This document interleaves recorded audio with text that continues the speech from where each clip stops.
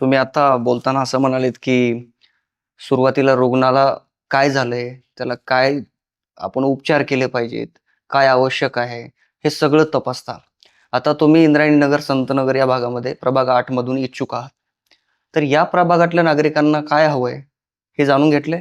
निश्चितपणे आमच्या इंद्रायणीनगर प्रभागामध्ये प्रभाग क्रमांक 8 मध्ये, ज्यामध्ये बालाजीनगर आणि खंडेवस्ती हा देखील भाग येतो, तिथं गेल्या कित्येक वर्षापासून सुधारणा हे चालूच राहिलेले आहेत. आमच्या भाजपचे जे आधीचे नगरसेवक होते किंवा जे कोणी आधीचे दुसऱ्या पार्टीचे सुद्धा जे नगरसेवक असतील, त्या सगळ्यांनी प्रगती करण्याचा निश्चितपणे प्रयत्न केलेलाच आहे. परंतु गेले काही वर्ष इथे नगरसेवक नव्हते. म्हणजे निवडून आलेले म्हणजे एकदा पालिकेमध्ये प्रशासकीय यंत्रणाच फक्त जेव्हा होती, त्यावेळेला काही निर्णयामध्ये जी काही थोडीशी म्हणजे शिथिलता असेल किंवा लोकांचा जो कनेक्ट होता प्रशासनाचा, तो कमी झाल्यामुळे काही जे अडचणी आलेल्या आहेत.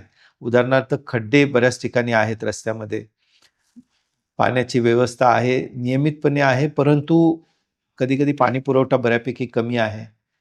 ड्रेनेजमध्ये बऱ्याच ठिकाणी अडचणी आहेत. ह्या सगळ्या समस्या आहेत याची मला जाणीव आहे. आणि जेव्हा एक डॉक्टर म्हणून मी जेव्हा रुग्ण तपासतो आणि त्याला बरं करण्याचा उद्देशाने मी जेव्हा त्याचे उपचार करतो, तसंच एक नगरसेवक म्हणून जी काही कर्तव्य आहेत, त्या प्रभागामध्ये जी माझी कर्तव्य असतील ती मी तितक्याच तत्परतेने करणार याची मला खात्री आहे. असं तुम्ही आज या पॉडकास्टमध्ये असं ठामपणे सांगू शकता का, की जर तुम्हाला मतदारांनी संधी दिली तर यस, डॉक्टर सुहास कांबळे हे काम करून दाखवणारच? 100% करणार. एक डॉक्टर म्हणून जितक्या यशस्वीपणे मी काम केलेलं आहे, तेवढ्याच यशस्वीपणे किंबहुना त्याहून जास्त इफेक्टिव्हली मी नगरसेवक आणि पुढच्या जे काही माझं जे समाजकारण आहे त्यामध्ये मी निश्चितपणे तेवढाच यशस्वी होईल याची मला खात्री आहे. कुठलं काम करायचं पहिले? सर्वप्रथम इथल्या ज्या वॉर्ड प्रभागामधले जे काही बेसिक मुद्दे आहेत त्याच्यावरतीच मी काम करेल. म्हणजे रस्ते सुधारणा किंवा पाणी पुरवठ्याच्या दृष्टीने बऱ्याच ठिकाणी थोडंसं व्यवस्थित विद्युत यंत्रणा नाही आहे. रस्त्यावरच्या लाईट्स बऱ्याच ठिकाणी बंद असतात.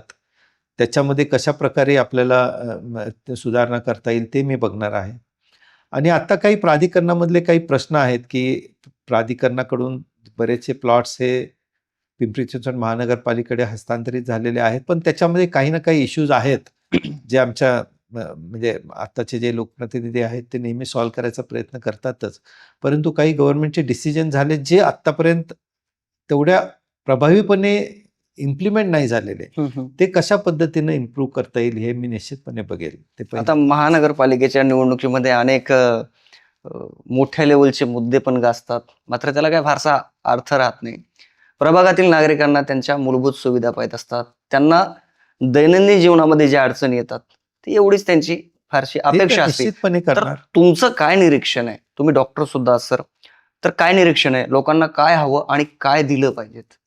मी आत्ता सांगितल्याप्रमाणे ज्या मूलभूत सुविधा आहेत, म्हणजे रस्ता, पाणी, त्याचे जे व्यवस्थित विद्युत व्यवस्था आणि एकंदरीत समाजामध्ये जे काही व्यसनाधीनता आहे ती कशी कमी करता येईल हे मी प्रयत्न करणार.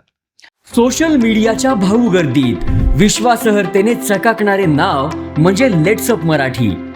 सगळ्या नागरिकांना ती स्पीच, ती लेट्सअप वरील मुलाखती म्हणजे विचारांचा खजिना. त्यानंतरच्या निवडणुकीमध्ये मला सोडून गेले.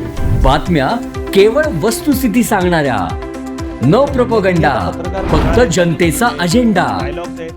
क्योंकि आने वाला कल जाने वाला है, जाने वाला कल आने वाला है. राजकारण, मनोरंजन असो की क्रीडा क्षेत्र, महाराष्ट्राची स्पंदने संवेदनशीलतेने टिपणारे माध्यम म्हणजे लेट्सअप मराठी. जगासोबत एक पाऊल पुढे राहण्यासाठी लेट्सअपचे ॲप, सोशल मीडिया आणि वेबसाईट सोबत कनेक्टेड रहा.